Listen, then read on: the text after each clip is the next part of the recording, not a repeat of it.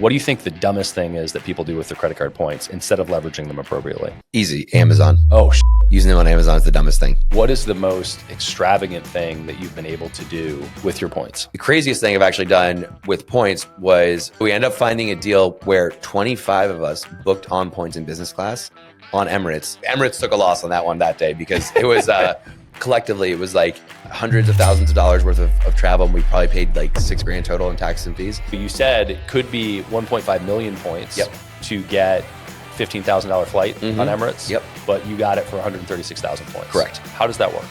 All you have to do is Eli Facenda, it is awesome to get you in the studio, man. good to be here, man. Thanks for having me. Yeah, for sure. So Eli, the travel guy, your moniker is built around luxury travel at no cost, basically. You're spending functionally $100,000 a year on travel, but not actually spending it. Exactly.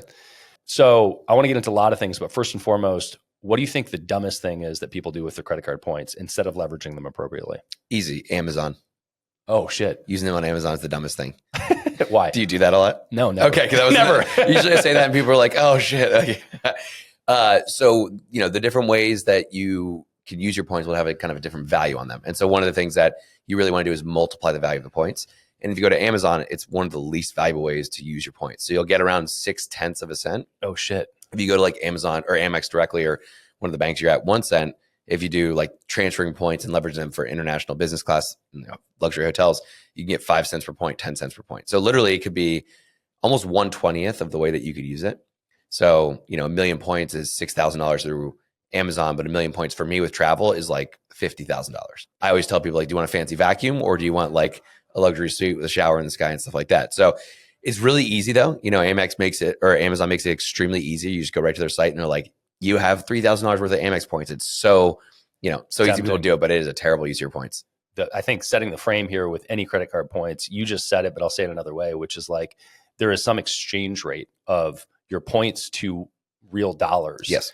And if you're using frequent flyer points versus, Amex multiplied points, how you spend them actually comes down to a dollar amount. And if you don't know that, you're just fucking wasting money. Exactly. Yeah. I mean, it'd be like if you didn't know the difference between US dollars and pesos and someone was like, I want to give you $100 or 100 pesos. You'd be like, well, I don't care. I'll take either. It's a pretty bad decision if you don't know the value of the currency, right? So I will say there's one actually dumber way than using Amazon, which is to let your points expire, let your miles expire, which happens to more people than you'd think. Pretty easily avoidable. And like a lot of programs change where these expirations don't happen as much. But like I've talked to people, they're like, I had 1 million points here and I didn't use them and now they're gone. That is the worst. Brutal. Yeah. What are the worst credit cards you can have as a business?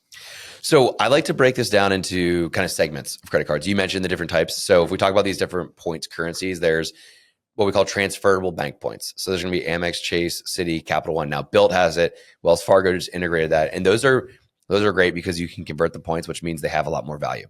Okay. Then you've got airline or hotel co-branded cards. So that's a card issued by Amex, but you earn Delta miles, the Amex Delta, or you're going to get the Chase Marriott card, for example. So those are co-branded cards. The worst cards, debit cards, like I can't even think of a reason to use a debit card. So that would be number one. But number two is going to be non-transferable bank cards. So think of like Bank of America or PNC or TD Bank. You might earn points with them, but you can't transfer them. So it's essentially cash back.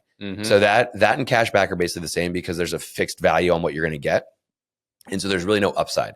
If you have the bank points or even the airline co-branded card points, like the again, Marriott points or Hyatt points or whatever airline, then you can multiply the value of the points and that gives you upside. So I always like to stay to those and I always recommend the transferable bank points first. So the worst ones though are just like you don't have any options with it. So you might as well just get cash back at that point. It's kind of silly in my opinion. If you don't know what you're doing, it makes sense to start there. But once you figure this out, it's like that's a waste of your opportunity on spend.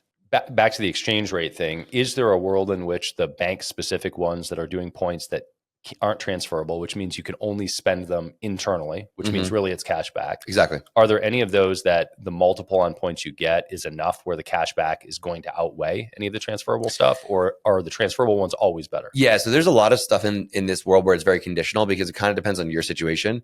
So it's like, if you travel, then no, but if you don't travel, then cash back in certain cases can make sense, or like these points get. So Chase just came out with a new card called the Chase Ink Premier. And you can earn 2.5 points per dollar on everything, which is pretty significant. That's like a really high value on your points, but you can't transfer them.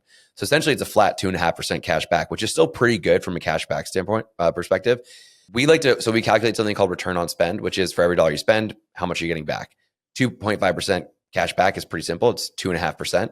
But if you use points, and let's say you had a card that earned 2 points per dollar, and then you use those points effectively, you might get 6, 7, 8% back on your spending, right? So it's a much higher multiple, but that's if you travel, and particularly if you're doing more international travel or like luxury travel, that's where you're going to get the best value. So if you don't travel or you really just do super budget travel, then the cashback cards or the cards that earn those kind of fixed value points could make sense in that case. So I'm still an advocate. Obviously, my brand, my values are about having awesome experiences in life and using these points for travel. So I'm always saying like, don't do that. But for certain people, it could make sense. Got it. So the biggest lever is around travel. Yes, by far. Love that. Also, downside to the Chase card is that you have to work with Chase, which is the worst fucking bank on the planet. I actually think Bank of America is the absolute worst. The interface, have you used the Bank of America before? I have in the past at some point. It's pretty bad. It's like a built in 98 or 99. Oh, and you have like a corporate account and then a sub account. And it's like, if you pay one, it didn't pay the other. And it's like, and you have to click. It's horrible. So Bank of America is my least favorite. Oh, Chase is by far my least favorite. I think that they're just a terrible bank in general. I've got a bone to pick with them, but any chance I get to talk shit about Chase and deter people from working with them, I will. Well, similar to your industry, we have people where we talk to clients and we're doing like our onboarding. We're talking to them. We're like, cool. So any banks that like you just need to stay away from, and they'll just be like, I hate Amex. And we're like, whoa, like, like there was some serious bad blood in the past there. So I get it. It happens. That was me with Chase. Yeah, exactly. So, okay. So you just said this, but I want to double click on it.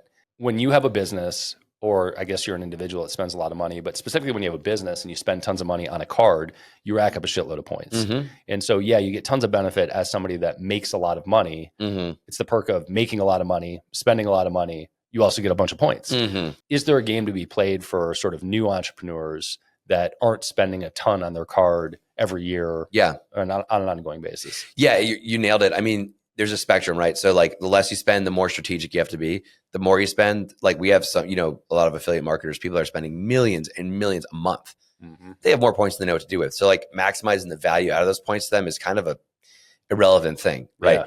So I started doing this though when I was 23 years old and I was spending $1,500 a month. So I didn't even really have a business. I mean, I was building a business. I had equity in this company, but it wasn't my spend. So I was spending a really low amount, but I was still getting, $15,000, $20,000 worth of travel a year. And that was really, I mean, at that point in my life, and that's still meaningful to me now, it was a game changer then. So like, it's actually more meaningful for the early stage entrepreneur because it probably will unlock something that they really wouldn't be able to have. Whereas like a more seasoned 8-figure entrepreneur could probably just pay for vacations.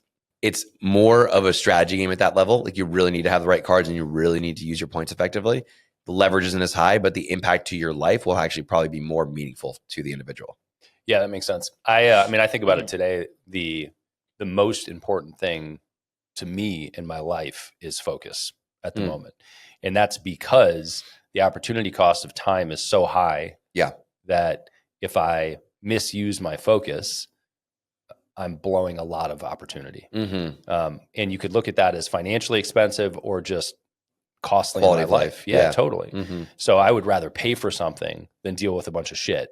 Totally. To save $2. Exactly. Or some other larger amount. Right. And that's why a lot of business owners miss on this because they see a lot of information or content or influencers out there that are targeting a different demographic than them. Mm-hmm. So like we're one of the few companies that does this for business owners and understands like that psychology. I saw a post the other day and I know the people that run this account, it's great, but they were like, don't miss out on the $200 credit on your Amex card. That's $7 a month plus this. And I'm like they're like, all you have to do is this and this and this and this, and you save $180 a year. And I'm like, oh my God, like, who's doing that? So, but it's just a different avatar. And so for us, we'll calculate the opportunity cost of not getting a couple of the right cards. And for a lot of people, it's like $100,000 a year of easy money. Similar to what you guys are doing with merchant processing. It's like, you're already going to collect payments. You might as well do it efficiently. Yeah. You're already going to spend the money. So like, you might as well optimize it if you're spending tens of thousands of dollars a month. So that's kind of the thinking. If the leverage is there, it makes sense. But if it requires a ton of time, you have an assistant that helps, like that's a smart move. So yeah, I love that. I'm going to circle back to that in a second, but before I do, what is the most extravagant thing that you've been able to do with your points? So this was unbelievably amazing when this happened. So I was flying into New York City. I'm about 2 months into dating my girlfriend. So I'm like, I'm the man. I want to show her an awesome time, right? So I'm flying in from Colorado. I was on a ski trip. She's meeting me there from Austin. We're going to New York for Christmas. I'm like, this will be beautiful, big city, the whole thing. I had just booked the Park Hyatt in Manhattan, and it's an awesome hotel, and it's already a great deal. So this was, the base room was like $1,000 a night, and I got it for about 40,000 points, which is solid value. For most people, 40,000 points is $400. So I'm already winning at that level. I got status there, so I get breakfast and stuff like that. But I landed at the airport, and my girlfriend at the time was already at the hotel. And she calls me and she's like, did you see what happened? And I started freaking out. I'm like, no, like, is everything okay? She's like, yeah, it's okay. And I'm like, what the hell? She's like, I'll tell you when you get here. I get there. She calls me. She's like, hey, you got to come to the room, like 2304 or whatever it was. She's like, we got to upgrade to the presidential suite. I'm like, no way. That's super cool. And I go to the front desk. I'm like, hey, I'm getting the keys to go up. And they're like, do you know how much that room costs per night? And I'm like, no. I was like, I have no idea. I didn't know what to expect. They're like, this goes for $30,000 a night. And they're like, enjoy the upgrade. We had like a butler, like it's like 2 baths, like crazy fat room, view of Central Park. It was just a ridiculous experience. And I mean, that was, the quality of that upgrade obviously is meaningful, but just the more like the elation of like, this cost 30 grand and I did nothing for it. Like that was really cool. So that was one of the most peak experiences we had in terms of like upgrades. And then best value out of like using points is Before you get there, how did that upgrade happen? Very interesting. I'm not entirely sure because I have globalist status, which doesn't entitle you to those kinds of levels of upgrades. Mm-hmm. It can though, in rare instances. And some of these hotels will do research on who's coming. Like maybe they saw that I have a brand in travel and right. Partially did it because of that, but they didn't mention anything about that. I don't know how they would have pieced that together. No hotel has really done that before, but I'll tell you for sure what was a big factor. So we booked 2 nights there, but I had a change of plans. So we booked 2 separate reservations. So in their system, they saw 1 night. And so they would never upgrade you to that if you were there for like 2 or 3 or 4 or 5 nights consecutively. It's just too much to give away. So I think what happened is they saw 1 night, they saw the globalist status. Maybe they did the research on the brand. They saw that it was vacant and we checked in pretty late that night. And I think they were just like, we might as well, do something awesome here. Somehow they pieced that together. But what's funny is the next morning I woke up and we were supposed to change rooms and it was like 11 a.m. and I give them a call down at the front desk and I'm like, hey, amazing. Thank you so much for the upgrade. It was beautiful. We had such a great time. By the way, I'll just keep it easy on both of us. I'll just stay in this room. When you don't need to clean the room, we'll save the issue. And they were like, yeah, no, you need to get the hell out of there in like 30 minutes. I was like, all right, fair enough. So that was how that happened. Yeah. Well, I wonder with those rooms in general, how often they actually get the rack rate for it versus using it as a lever to make other people happy. Right. It's highlighted in the news, because after that I started researching it and it's like dozens of articles, Manhattan's 5 most expensive luxury 5-star suites. It's like in the top ones. So it could be that. I imagine it would probably be something for events, if anything. I mean, the place was decked out. You walk in, there's a full kitchen with like glasses and tableware. Like it was meant for hosting. It's not really meant for just like for like a famous DJ to stay there for a night by themselves or something. That makes sense. Yeah. Okay, so that one's sort of happenstance, unsure. Yeah. Tell me about the strategic one. Yeah. Where what's the most strategic move you've made with points that has resulted in something ridiculous? Yeah, I'll tell you 2, and they're both Emirates. Have you flown Emirates? No, I haven't yet. My favorite airline by far. Literally everybody says Dude, that. you just get treated so unbelievably well. Like I want to go, not because I want to go somewhere, but because I just want to fly Emirates. Yeah, exactly. Specifically in the ridiculous way. Yeah, exactly. So they treat you unbelievably well. The A380 aircraft is the one with the double decker, has the in-flight bar and the shower for first class. Dom Perignon, you've got caviar, you've got like lobster mac and cheese. It's like it's an insane menu.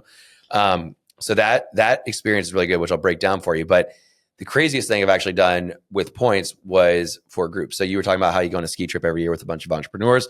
I host my own mastermind every year.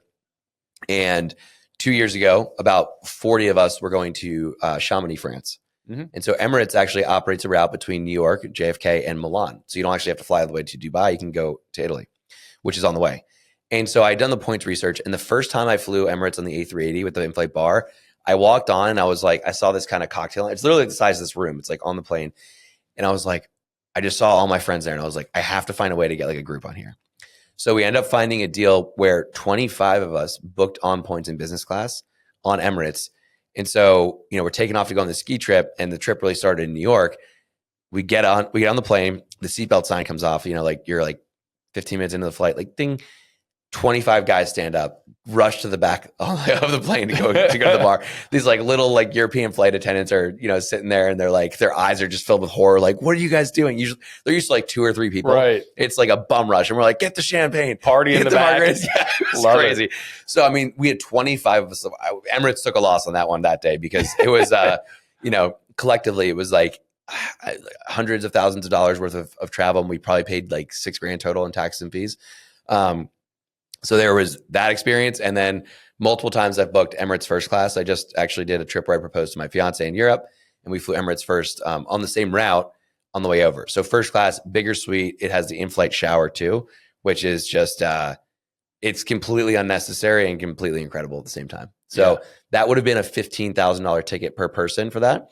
If you go right to Amex, that means it's 1.5 million points. I've booked that for 136,000 points. Oh shit. And $500. So nothing compared to that. First of all, I can think of many use cases for the shower. Where you're going with this, you walk to the bathroom. It's a huge bathroom. Right, big on the door. It says max occupancy 2. Oh, nice. Yeah. Perfect. So I'm like, well done, Emirates. You know exactly what you're doing. Perfect. Yeah, perfect. Yeah. So tell me about the point structure here, because this is the crux of it, I think, for your brand and for people that really want to leverage all of the spending as a business that they do on a credit card. Yeah. If they travel, yes. which, most entrepreneurs do. Mm-hmm. So, you said it could be 1.5 million points to get $15,000 flight on Emirates. Yep. But you got it for 136,000 points. Correct. How does that work? Yeah. So the way that it works is the banks and airlines have partnerships. And then another layer of that is that the airlines are in alliances and they have partnerships. So you can leverage this game. Basically, think of it like the tax code, like you're finding loopholes that are legal, but like if you figure it out, you can really just take advantage of the system. And so Amex and Emirates have a partnership. And the way Amex prices is based off the cost of the ticket. It's called a revenue-based award chart. So, basically what they do on the back end, Amex partners with online travel agencies. And so when you redeem your points through Amex, you're essentially just cashing them in. Amex is going to whatever it is and buying the ticket. So if the price of the ticket doubles, the number of points will double on Amex. If you convert them into airline miles, they're on a different pricing chart. So these are called award charts, and they base it off of the zone. So they say East Coast to Dubai is this or this based off of off-peak or peak pricing. So it might not always be available. It's a different pool of inventory than what you're going to see with cash. So if a plane has 500 seats, maybe 250 are available on Emirates and 500 of them are available on Amex, because if you could buy it with cash, it'll be available on Amex's site. Okay. But if you convert the points from Amex into the airline, the seats available, you're going to be on that award-based, like zone-based pricing, which is often way, way less than the revenue-based pricing. So that's called points arbitrage. And that's really the sweet spot Love it. of leveraging these points where you're going to get that multiple. So awesome. Yeah, you can think of it on value on your points, or you can think of it a percentage off versus the bank. Either way is, whatever makes sense to you. I love it. So I know that a bunch of people listening just heard that and they were like, oh, that's interesting. And that sounds like a horrible pain in the ass to track down how to do the arbitrage. Yeah. Let me plant a seed for you and say that that's exactly what your company does. Yeah. Is watch that stuff for entrepreneurs to be able to facilitate the best experiences and teach them how to do this and or do it for them. Exactly. So we'll get back to your business in a second. Cool. Give me like the top 3 tips that you have for an entrepreneur that's doing 5 million a year in terms of picking the right cards and leveraging them. Yeah. So the first thing I'm going to share is you want to have a simple card setup that's high leverage. A lot of people think, I don't want to have 20 credit cards. I do real estate investing and credit, and 20 cards, it's too much to manage. 3 to 5 total between personal and business is solid. Okay. You want to have 1 to 2, we call category bonus multiplier cards. So if you spend a lot on ads, get a card that earns 3 to 4 times as many points on ads, right? That's a common expense. So get that down. If you spend a lot on, let's say, you have a sales team that travels to conferences, you probably want to have a card that earns 5 points per dollar on flights, because they'll earn the miles on the but in seat miles, but you're going to earn the credit card points on those purchases. And if you're spending $100,000 a year to send people to trade shows or your own business travel, maximize that stuff. Yeah. So that's going to be the first thing. I do really recommend having an assistant, whether you were to work with us, do it on your own, whatever you want. Having an assistant handle this for you is massive. I haven't booked an actual flight myself, and I know this stuff in a long time because I'm like, I don't want to do it. Right. So I have a team and I have an assistant myself because it's the same problem. Like I want to run my business. Yep. Even though I know this stuff, I don't want to dive into the weeds. So those are a couple of things there. The last thing I'll share is there tends to be a lot of expenses in businesses and in life that fall into what we call the non-category bonus level. So that would be, you have a lot of contractors you pay on a card. You have inventory you're purchasing that's not ad spend or software, dining or groceries, these bonus categories. So what do you do there? Well, there's cards like the Capital One Venture X for Business that get unlimited 2 points per dollar on everything. So that's really big because let's say you spend $500,000 a year on that type of expense, just one card. You put everything on that card for that expense. You just went from $500,000 points a year to $1 million, which again, the way I'm showing you, that could be worth tens of thousands of dollars from changing how long does a credit card application take? 2 minutes. You fill out an application for 2 minutes, you put all the expenses there. You just got tens of thousands of dollars of travel back every year. So that would be one high leverage change I would look at specifically for that card. For people that spend a lot on ads and software, which is a very common expense, the Amex Business Gold is definitely like the prime card for that to start with. And then depending on how much they're spending on these different categories, then you could kind of like tranche it out if you want to. Yeah, I'm glad that you didn't go down the Chase path again because we don't. We don't say the C word here. Yeah, yeah, we can say it, just not in good light. Yeah, I love it. That's awesome. This is scratching my own itch, but Amex Gold multipliers for spending on ads, don't they have a cap? They do. Okay, that's what I was saying. Tranche it out because like, got it. Depending on, you can have multiple. So Alaric Heck. Yep. I think he actually introduced us.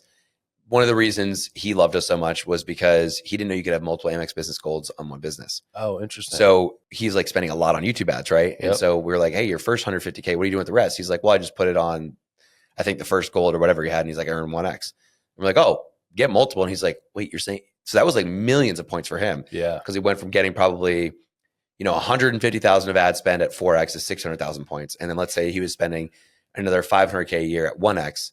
So he was before total like 1.1 million points a year. And then now we got the whole thing at 4X. So that puts him probably like 2-3 million points a year.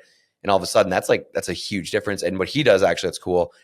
He'll send an employee of the quarter or the year, or use these points as an incentive and say, hey, instead of sending you a $10,000 check as a bonus, I'm going to give you a $40,000 trip with your wife or whoever to the Maldives. You're going to fly first class. You're going to do an overwater villa. It would normally cost $50,000.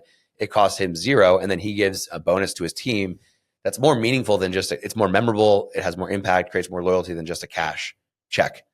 So that's a way that he leverages the points because he has so much more from the spend. Sick. Yeah. Hey, Vince, you want to go on a trip? Yeah. Thumbs up from Vince. I love that. Yeah. I was flying back to Michigan. I was on a plane, and at some point we looked up and realized that we were a seat across the aisle from each other. Yeah. And so we're walking through the Detroit airport, and you started telling me about not this business, but your last business. I think that's probably a good starting point to walk into how we ended up here. But totally, what was that business? And give me the basics. Yeah, I'm still lightly involved with it, but it's a sports tour company. So I was thinking about it the other day. I'm like, damn, I've only done blue ocean things. Like I've never been in a business where I'm competing for. I was like, that's kind of cool.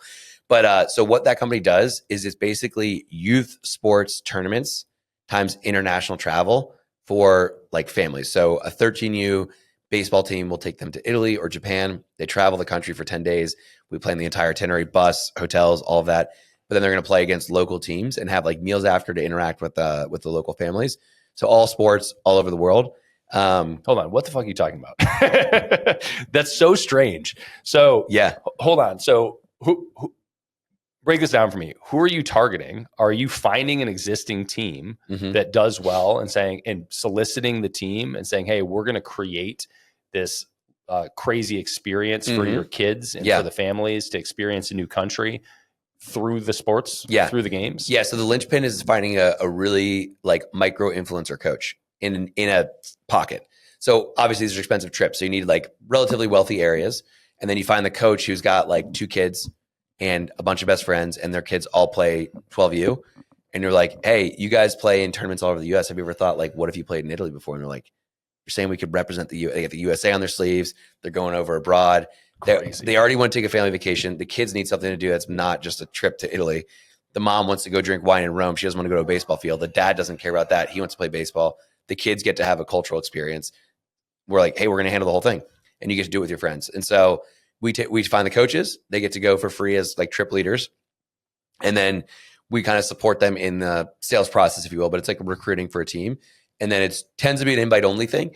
There's a lot of challenges with that business. It's totally a soul business. Like in terms of like, it's so fulfilling, is so fun. And that was actually a challenge when I got into online, like being disconnected from the people and seeing the impact in person was a challenge for me at first, because I was so used to like traveling the world and seeing, you see a mom and a dad and they take the grandparent and the kid and they're Catholic and they're going through the Vatican for the first time. And you're seeing them be like, oh my God, like it's like really cool stuff. And so that's what that business is. But yeah, we're still rocking. COVID smoked us. We were doing 4 million a year, went from 4 million to 150K overnight. Oh yeah. Damn. Not good. Yeah. Yeah. Well, and COVID did that with lots of people. Yeah, exactly. But that's bizarre. How did you even think about getting into that? And I think I can see the elements of the transition into the new gig, but how did you come up with that business? Where did you start? That's so strange. Yeah. So I was really an entrepreneur here. So what happened, I went to Lehigh University. It's near New York City. Pretty good school where pretty much everyone that's a finance degree, which I was, goes to Wall Street. Mm-hmm. So I had done a study abroad period, and basically my former high school baseball coach is like a national icon, like the best leadership team guy I've seen in business or sports, like unbelievable. And he had taken a group overseas that I went on when I was in high school, and he loved the concept, but the company they went with kind of didn't do a great job. And he was like, I want to do this on my own. So he started a business. And then he was like, hey, when you're over abroad, can you help us plan a trip? So I'm like, sure. I go abroad. I start helping to plan. I'm in this finance degree, and I'm like, I don't want to go to Wall Street. This sounds miserable. Like, work your ass off. I was like, that's just not me. And somehow things opened up where they're like, do you want to be our first employee? We're going to essentially give you all this opportunity, and you can just grow it. Your first assignment is to go to Europe for 2 weeks, make as many contacts as you can. It's on our dime, and go travel. And I was like, travel, freedom, entrepreneurship, something I care about. I didn't even ask how much I was going to get paid, which was a mistake. So I was like, I'm in. And so what happened is we started building that company, but then I had a lot of wealthy friends and I was traveling and I didn't have any money. Credit card points. How do I take trips to see my friends? How do I go to these like weddings and bachelor parties and all that stuff if I don't have money, because I don't want to go take like a 9 to 5? And so the points became the solution to my problem. And then it also helped the tour company. So that was kind of the segue. Yeah, well. That was the, so hold on. That's what I thought the transition was going to be. Yeah. Exactly.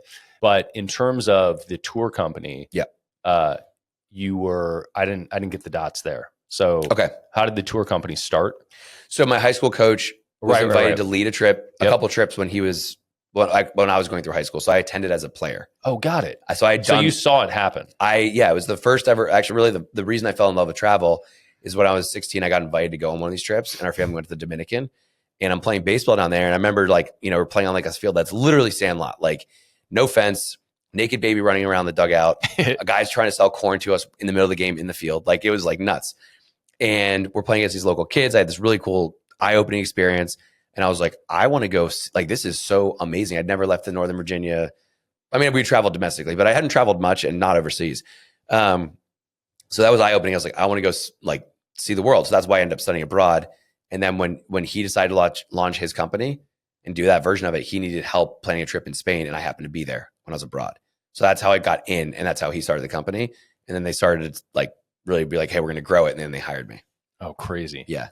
Crazy. How big do you think that market is? How big do you think you could have continued to make that if it wasn't for COVID? So it's still going. It's still going. There are some behemoths in the space. In other industries, there were some that do like 30 to 50 million top line a year. Damn. The margins aren't really high in that though. Right. It's not a massive high margin company. But it's fun. It's fun, and it has its perks. I mean, for someone that's like doesn't care about making multiple 7 figures a year and they just want like an awesome thing that they love that makes decent money, it's a great business. Yeah. I still believe, like, we just partnered with Perfect Game, which is like a huge baseball company in the youth baseball world. It's like the behemoth. It's like, I can't even explain how big they are. They dominate the market. So it could still easily go 20, 30 million a year. No problem, just in baseball. And then you could add in other sports and verticals for sure too.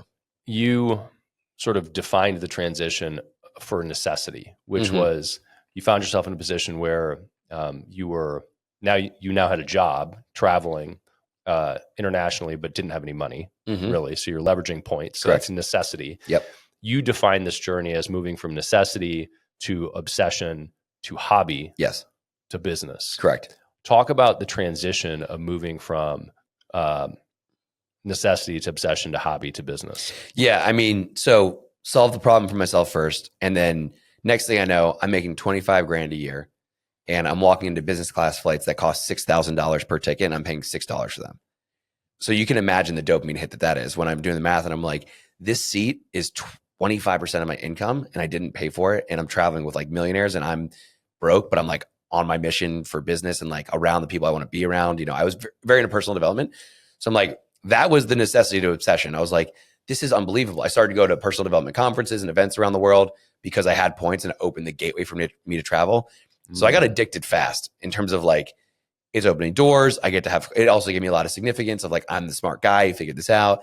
And then people are paying for stuff at dinner with the wrong card. And I'm like, don't use that card, use this card. So I just started like being the annoying friend that was like telling everyone how to do this. Yeah.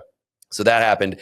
And years later, it was kind of something I just was casually helping a lot of people out with. And eventually I saw this like thing called online business pop up. And quite honestly, I saw a lot of people online that I was like, that person's an idiot. And they're making a lot more money than I am and working way less because the tour company was fulfilling, but it was a grind. It's a hard business to scale and there's a lot of difficulty with it. And I wasn't making that much. And I was like, I want to start this thing as a side hustle because it could be like a passion business. It'll be just my own and I'll just like make some side money and it'll be kind of like a nice hobby consulting thing. And I'll run it alongside the tour company. And so that was the intent in the beginning. And then it started to just take off. And then also that was like simultaneous to when COVID hit. So this business was growing a lot and my existing business was just in a really, really tough time. And I was like, this just makes a lot of sense to double down on this. There's a lot of opportunity and no one's doing what I'm doing in this space. No one was consulting business owners or doing service for business owners. Everyone was like reaching mass market or doing stuff for individuals. And so I was like, here's a blue ocean. It aligns with my passion, my values, my interests. I can add a lot of value. And that was kind of how it turned into a bigger business. Social media was kind of the gateway. Instagram reels exploded. I was getting reels that were getting millions and millions of views, picking up all sorts of new audience and eyeballs and clients from that, and starting to speak it on pretty big stages and stuff like that. And it happened pretty quick. Awesome. So what exactly is the business? So like you, and I think that I know the basics of it, but you go from figuring out a way to the necessity, which is figuring out a way to pay for dope things with points, getting obsessed with it from a dopamine hit, and then sort of playing with it and starting to talk to friends, which is the hobby component. And then it rolls into business. How did you formalize the structure as a business? What is the business now? Where does the revenue come from? Yeah, I shouldn't be proud of this, but it took me about 1.5 years to get my first client. Awesome. So I did not have a lot of skills that I needed. I love that. I love that. And she paid $300 and I immediately spent it on an upgrade on a United flight from DC to LA the same day. So I was like, this is great. So initially when I started, I was doing, a lot of the models I was learning were like, I was learning from like online business gurus. They were all talking about coaching. And I was like, I'll coach people. Well, it turns out business owners didn't want to spend 8 one-on-one sessions learning this. And I couldn't relate to that at the time. So eventually I was like, oh, I'll just do it as like a service. And then I kind of hybrided things where it was like, traditional group coaching calls plus a little bit of service. It was kind of like a hybrid offer. And so we stuck with that for a few years, where basically what we started doing was like a custom card plan. And then we would consult people on their trips. We'd train their assistant. They get access to our team. And then occasionally we would integrate like what we call a done for you trip where we just plan the whole thing. Okay. So that was how it worked. And then what we've done recently is we've kind of unbundled things. Like we have this high ticket offer or set of high ticket offers and we still do them, but we've more extracted individual products out. So it's like you can just buy a card plan. If you just need help optimizing your cards, you can just get a trip or you can get access. Really, we have a killer community. And what we do there is now we're selling basically access to our team and support there. But what we do is we send like custom trips. So when you come in, you'd say, hey, I have 500,000 points. I'm interested in bucket list experiences to Japan, Italy, Norway, Maldives. Roughly, this is when I can travel. Our team monitors things and sends you entire packages of like, hey, Brad, here's a $40,000 trip to the Maldives. Works with your dates. Epic trip, first class. Let us know if you want to book it. We'll help you make it happen. So it's like a proactive dream trip provider, essentially. Yeah. So there's 2 types of people's travel. There's the travel you have already, and then there's the travel that you want to do, the aspirational bucket list stuff. Most people never get to that. And so personally for me, there's probably more money and scale in just helping people with like their existing trips and stuff like that. But the more exciting kind kind of transformative piece is when you help someone take a bucket list trip that they probably wouldn't have taken, especially if it's like hustler entrepreneur, they don't spend enough time with their family, and you help them get access to that. That's more of like the meaningful side. Yeah. So correct me if I'm wrong too, but so first of all, to recap, one of the product offerings is just create the card stack. Let a business owner know what credit cards they should be using based on their current spend, which is a huge asterisk. This is why ChatGPT does not work for this, right? Because there's a lot of if-then kind of conditional. Okay, if you spend over 150K, then get this card. But if you travel enough to get status on Delta, actually that second tranche of spend needs to go on a Delta card. If you don't though, and you're staying in hotels twice a month and you do this, then we need this card. Okay, if you don't do either of those, then get this card. Yeah. So it's a lot of situational stuff. Yeah. So to me, there are two elements of this. One is having the right stack of cards based on your current spend and status, et cetera. Yes. The other is actually leveraging all the shit that you get from the cards the right way. Bingo. And so both of those are super relevant. The first one is a no-brainer to pay for that service, because why would you not do that? Mm-hmm. You'll make that back right away. That was, to me, that was the no-brainer. Yeah. In terms of leveraging the points you get, that's the thing that I said earlier, like, I don't fucking have time for this shit. Yeah. So giving it to you and saying you take care of it, super valuable also. Mm-hmm. But there are two different types of travel that you pointed out. One is all this routine business travel that I'm doing anyway. So I've averaged, 26 trips a year for the last 15 years. Wow. Right. At this point, I find it annoying as fuck. But at one point, it was exciting. Yeah. And now I'm trying not to. But the other travel is the experiential bucket list stuff. The experiential bucket list stuff for most people can have more flexibility in timeline, date, location, et cetera. Routine travel stuff has very concrete timelines that you have to stick to usually. Yes, correct. I would assume that the lever is bigger with the experiential stuff. Is that accurate? Yeah. The opportunity to get outsized value on your points. And again, also quality. You talked earlier about like opportunity cost of money. It's kind of the same thing. There's the cash savings, but there's also the experiential benefits that you're unlocking that you probably wouldn't unlock. Like, you're probably not going to pay 15 grand to fly first class on Emirates with a shower, most likely. Like, you could, but you'd probably feel like that was a little bit of a waste of money. Right. But if you use the points and you're like, I can do that now, that unlocks that experience. So absolutely. I don't want to overlook that you can use points for the existing travel that you have, and the perks and the status and the upgrades. Even if it's a business expense and you have status and you get free upgrades, that's a nice, additional perk. One of the biggest things that a lot of business owners, I was just at 4 Rooms Mastermind with Amber Spears, and love Amber. Awesome. She's awesome. And I was talking to a lot of people there. I was like, what do you want? I just still continue to love getting kind of customer feedback, and like, hotel suites, man, get me into suites for free. And I'm like, okay, that's really, really easy actually. So whenever you're traveling for work, that's not like you're using points and it takes no effort, but you're getting suite upgrades. So that's a huge benefit. A lot of those are, $1,000 a night, $2,000 a night.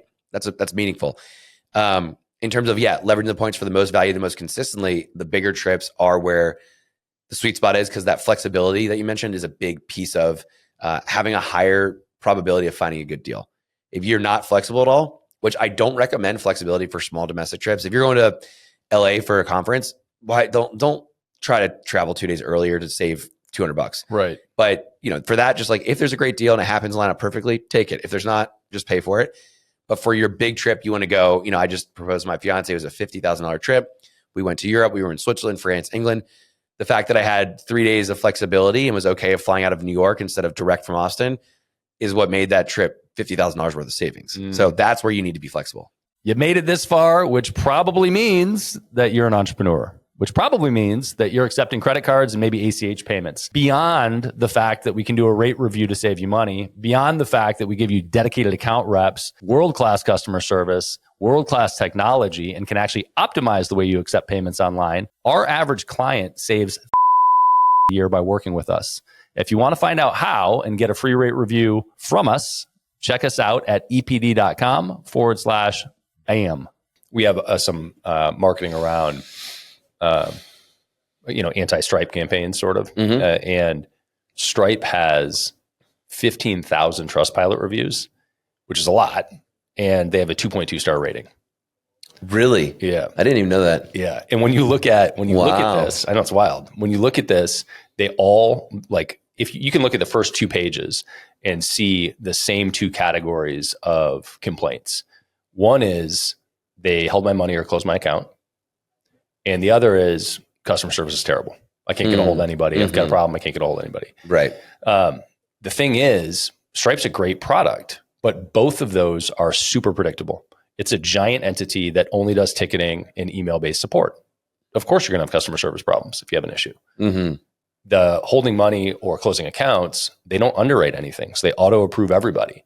So that is their only mechanism to control risk, is to close accounts and hold money. Not good or bad. It's just how that business model works. Right. They just chose, we'll make the acquisition and onboarding so frictionless that we'll get probably some shit in there and then we'll have to fix it later with the, that's that model. And so like, we know that that's the model. The problem is most business owners that aren't an ideal fit don't know that that's the model. Yeah. So the coaches, consultants, et cetera, are like, oh yeah, they're great. We've never had a problem. And it's like, they haven't seen you yet. Like they don't know yet. Right. So, it's not for almost everybody, there will be a snag at some point in time. It's just a question of how intense it's going to be. And is it going to hit you in a minute where you need cash flow and you're fucked. Yeah. And then the world probably 10% of our incoming traffic is partnerships or referrals. Okay. Maybe a little more now, but that's what the channel manager's for, right? That will swing, we're probably 60%, let's call it 60% SEO, 30% paid, 10% partnership on new traffic. Yeah. And we want that to be, 40% partnership or 30% partnership. Wow. And are most of your clients US based or are they all over the world? Most of them are US based. We're pretty heavy in Canada also. So it's probably like, 85 US, 10% Canada, 5% elsewhere. If that. The elsewhere is such a pain in the ass. Like US is the easiest place for banking regulations. Canada is a distant second. And then everything else is like all fucked up. Makes sense. We're talking about banking, but like with credit cards, the exact same. US has, I think we have like 600 credit cards you could get that are like even decent. Thousands if you count like all the small local banks. Canada probably is like 60. And then you get to the UK and Europe and it's like 5. Yeah. And they're like hard to get and all this stuff. So we actually just did a live call the other day. I brought in like an international credit expert on helping people go from having European cards and stuff into the US, or really from anywhere in the world. Like, how do you set up a US LLC and get into here? Because so many people are just like, this fucking sucks. If you're born in another country, like less opportunity. So, well, you know what's crazy is, I don't know how much you know about this, but credit card processing inside of the world of credit, there's this huge element of that picture that is what's called acquiring, which is our world, credit card acquiring. And all the banks are acquiring banks. And then you have the card issuing banks, which is obviously we interact with it, but a totally different segment of the business. So I know a lot about this because I know the origin of our industry and how it got structured, et cetera. When credit cards started, if you look at the trajectory of the launch of credit cards and the growth of the US economy, they're directly tied. And the spending on cards and the production in our economy is like from the launch of credit cards until 2000. So until the it was .com. 60s.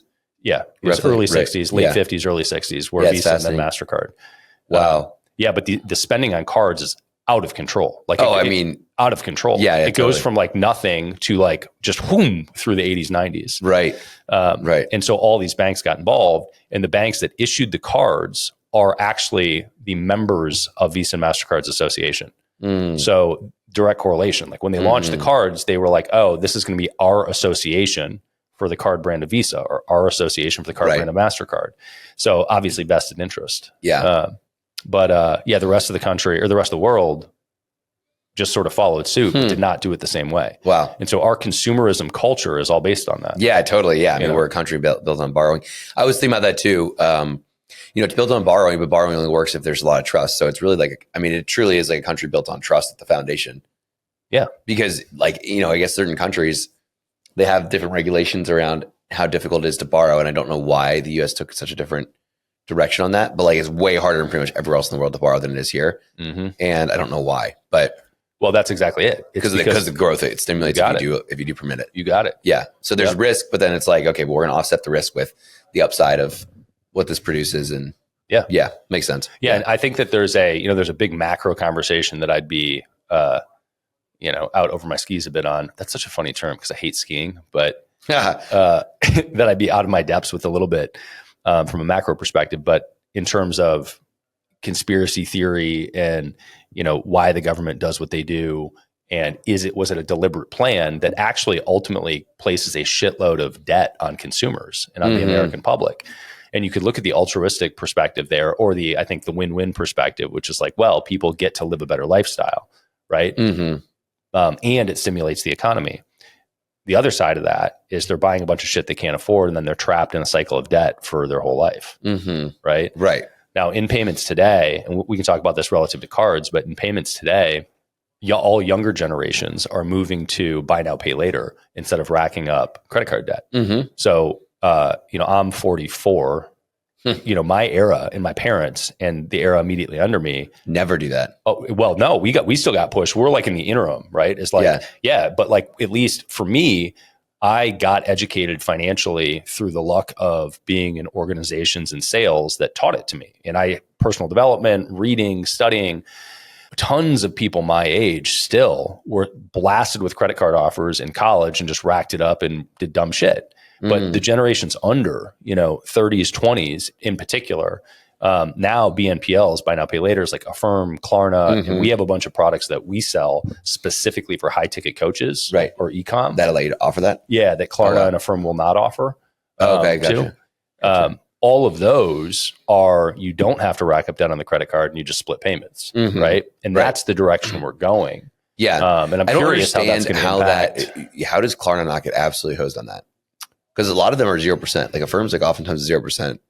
It's not 0% for the business. So okay. So the business takes a discount. Got it. Yeah. Okay. And so there are a whole bunch of different financial models in the back end. Got it. That makes more sense. I was like, there's got to be some fucking trade-off. Yeah, no charge for the consumer sometimes, but the business might only get 80% of the value of the payments. Got it. So that 20% differential is how you cover risk for Klarna. Right. I mean, but like if you're a business, you probably just mark up your product a little bit more. And you could. Yeah. You could. Yeah. And you also can run the math on how much higher was my conversion because I had the BNPL in place, right? So I sold more, even if we have a couple defaults, right? And Klarna covers the defaults, but even if we only get 80% of the value, I still sold X amount more. So yeah, you probably have a certain threshold of defaults with Klarna before they're like, we don't like you anymore. Yeah. Like if 50% of your customers are defaulting, they're gonna be like, get off. You got it. And that's why they will only work with certain industries, right? And that's why coaches, consultants, high ticket, live events, travel, stuff that has a higher risk profile for default, right? For chargebacks, they don't want to work with them. And so they're very particular about that. Yeah, makes sense. But they're kind of a similar model to like a Stripe or a PayPal where like they'll approve you and then later they'll just cut it off. And they're like, whoa, we didn't realize that you were XYZ. Right? Cool. Yeah. So for us, we want to look at, with our lending products like that, we want to look at the quality of the business itself. And does the business have chargebacks and refunds, right? Do they have big chargeback or refund issues?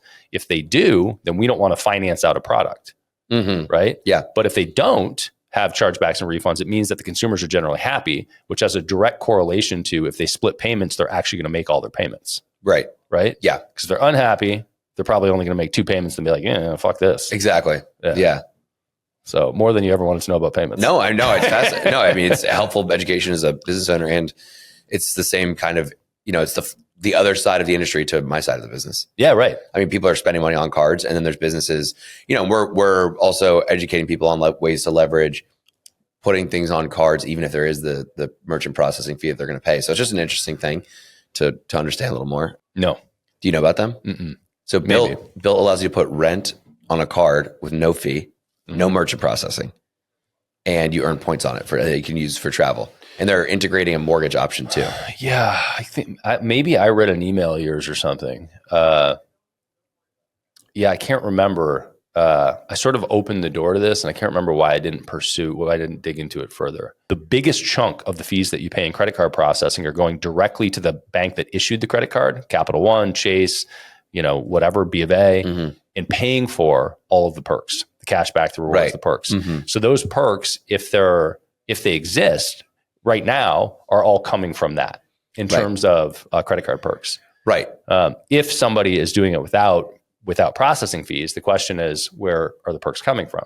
Right. So, yeah. Yeah. I mean, cause like you think about rent for millions of Americans, and then like whatever the average fee that they normally charge is like 2.9%. and it's zero. I'm like, that seems like a lot zero for somebody, but interchange is still being covered. So the cost of running the transactions is still being paid. It's just who's paying it. Right. Absolutely 100%. Yeah. So if and normally that would just be the business, right? So the company that is charging rent is absorbing it as opposed to the consumer, or they're pushing it to the consumer. They can't. I don't think it's the apartment though, because they did such a large acquisition of like all these buildings. And I don't even know if they have to go directly to the building anymore to put them on the platform for you to use the perk. I think you can like do it directly to build and they like write a check to the department or something. I'm not sure exactly how that works, but anyways, yeah, there's something interesting. Yeah. Check it out. Let me know. I'd be very, Well, curious at the end of the day, interchange never goes away. So like that, the cost to run transactions has to be there. Yeah. Cover the risk of chargebacks and pay out the perks is there. It's somebody's paying for it. Right. And that's why Amex is usually higher, right? Like oftentimes it's like 4.5% for certain businesses. It's never that high. And I mean, a processor could charge you that, but like the cost of Amex is actually very close to the same as Visa, so MasterCard. What was the deal with like you go overseas and be like, we don't accept Amex here? Historically, it was more expensive. That's And today it's not. And historically, it was more expensive because Amex gave better perks. And now tons of Visa MasterCards are right up there. Right. So the cost of Amex transactions, actual cost, is the same as the most expensive Visa and MasterCard stuff. Gotcha. So like that's a misnomer because decades ago that was the case. But like decades ago. Yeah, I guess some of the places in Europe haven't figured that out yet. No, they have not. It's like, no Amex. You're like, totally. Fuck, dude? Okay, so we opened with you spending or getting $100,000 worth of value out of travel every year, meaning that had you paid for all these things, you would have spent $100,000 at least. Yeah, at least every year. You've built both of these companies have this huge travel lifestyle element to it.